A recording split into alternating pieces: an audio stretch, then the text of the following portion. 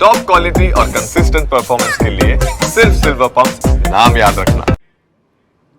સમાચારમાં વાત સુરતથી કરીશું કે જ્યાં ખાડીપુર પ્રભાવિત વિસ્તારોમાં દબાણો હટાવાયા છે। પાણીના પ્રવાહમાં નડતરરૂપ દબાણો જમીનદોસ્ત કરાયા।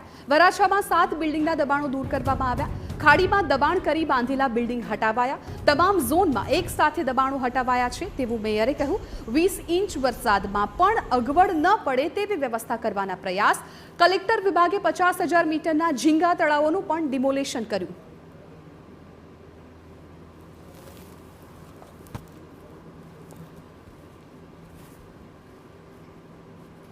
સુરત શહેરની અંદર દર ચોમાસાની અંદર જે ખાડીપુરની સ્થિતિ સર્જાતી હોય છે તેને નિવારવા માટે આ વખતે કેન્દ્ર સરકારે જે નોંધ લીધી છે અને ત્યારબાદ તંત્ર છે તે કામે લાગ્યું છે। તો આપણી સાથે સુરત મહાનગરપાલિકાના મેયર જોડાયા છે, તેમની સાથે વાત કરીશું, કારણ કે છેલ્લા 5 દિવસથી સતત જે છે ડિમોલેશનની જે ખાડીના આજુબાજુના વિસ્તારોની અંદર કરવામાં આવી રહ્યું છે।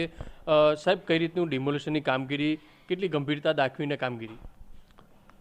આદરણીય સી આર પાટીલ સાહેબના નેતૃત્વમાં હાઈ લેવલની જે મિટિંગ થઈ હતી એમાં તમામ વિભાગોના અધિકારીઓ, તમામ ધારાસભ્યો, મંત્રીશ્રીઓની હાજરીમાં પાટીલ સાહેબે સ્પષ્ટ સૂચના આપી કે ટૂંકા ગાળાના કામ અને લાંબા ગાળાના કામ હાથ પર ધરવા પડશે અને ખાડી પરના જે કોઈ એન્ક્રોચમેન્ટ હોય, ખાડીમાં અંદર જે કોઈના બાંધકામ હોય એ તાત્કાલિકની અસરે દૂર કરો એ સ્પષ્ટ સૂચના આપી હતી।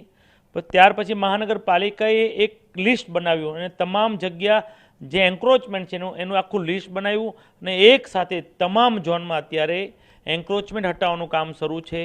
વરાછા રોડમાં તો ખૂબ જ મોટું ડિમોલેશન અત્યારે ચાલી રહ્યું છે। 7 થી 8 બિલ્ડિંગ ખાડીની અંદર બાંધી દેવામાં આવ્યા હતા।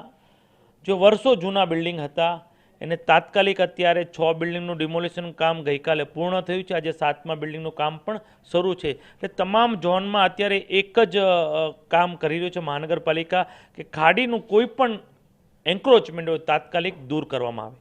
સર, આજે ડિમોલેશન કરવામાં આવી રહ્યું છે તેના કારણે કેટલી અસર થશે ખાડીની અંદર? પાણીનો પ્રવાહ વધી શકે છે અથવા તો કોઈ બીજી કોઈ કામગીરી, કારણ કે ઘણા જૂના બિલ્ડિંગો છે? એન્ક્રોચમેન્ટ હતું એટલે એન્ક્રોચમેન્ટ દૂર થશે એટલે પાણીનો પ્રવાહ 100% વધશે। સામે છેડે વાત કરું તો કલેક્ટરશ્રી અત્યારે 35,000 થી 40,000 મીટરના ઝીંગા તળાવો પણ દૂર કર્યા છે અને જે ઝીંગા તળાવો જેટલા હજી બાકી છે એને અત્યારે દૂર કરવાનું કામ અત્યારે કલેક્ટરશ્રી દ્વારા શરૂ છે। સર, આવનારા સમયની અંદર હજુ પણ કેટલું ડિમોલેશન ચાલી શકે છે? કારણ કે કેટલાક જૂના બ્રિજો જે કહી શકાય છે જે ખાડી ઉપર હતા, જે કોઈ કામના ન હતા છતાં બી એને ડિમોલેશન કરવામાં આવ્યા છે। એક સાથે 2 દિવસમાં 16 ઇંચ વરસાદ પડ્યો ત્યારે અમુક એરિયામાં ખૂબ જ પાણી ભરાણા હતા। આવનાર સમયમાં 20 ઇંચ વરસાદ પડે તો પણ સુરત સક્ષમ રહે એ રીતે કામગીરી અત્યારે કરી રહ્યા છે। 2 દિવસ પૂર્વે જ હમણે પ્રભારી મંત્રીશ્રી પણ હાઈ લેવલની મિટિંગ કરી ગયા છે અને તેમણે પણ એક સૂચન કર્યું છે કે આ મિટિંગ આવનાર સમયે ગુજરાત સરકારમાં સિંચાઈ વિભાગના કેબિનેટ મંત્રી, મહેસૂલના સેક્રેટરી, તમામ ધારાસભ્યો, તમામ મંત્રીશ્રીઓ દ્વારા આવનાર વીકમાં પણ એક મોટી મિટિંગ ગુજરાત સરકાર લેવલે પણ થઈ રહી છે। એ લાંબા ગાળાના કામ આપણે કઈ રીતે હાથ ધરાય, કઈ રીતે સ્ક્રેચમેન્ટ એરિયાનું પાણી સુરતમાં આવતું રોકી અને ટેપ કરી શકાય, એને સેવ કરી શકાય, એવા ઘણા કામ શાસકો દ્વારા આવનાર સમયમાં હાથ લેવામાં આવશે। એટલે કાયમી ઉકેલ માટે અત્યારે ગુજરાત સરકાર અને મહાનગરપાલિકા અત્યારે એની ઉપર લાગ્યું છે।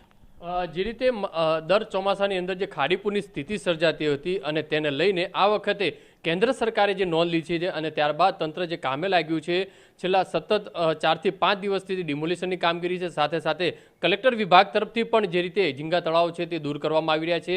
આવનારા સમયની અંદર પણ આ તમામ જે ડિમોલેશન બાદ ગુજરાત સરકાર દ્વારા હાઈ લેવલની જે બેઠક કરવામાં આવશે અને ફરીથી આ રીતની પૂરની સ્થિતિ ન સર્જાય તે માટેનું આયોજન પણ કરાશે। કેમેરામેન સંજય ચંડેલ સાથે બલદેવ સુથાર, TV9